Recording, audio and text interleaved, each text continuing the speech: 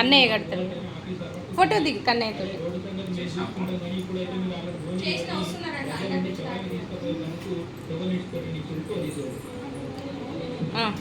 పట్టుకో.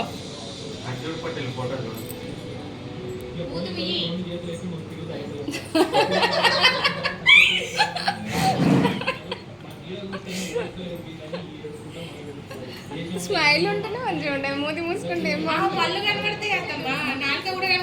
కనబడుతామే. చంద్రలోకం కదా. కృష్ణుడు ఎట్లా అంటాడు అంటే మొత్తం చంద్రలోకం. తీసినా నాన్న స్వీట్లు పెట్టవా? అవి కలకంద తీసుకో. కలకంద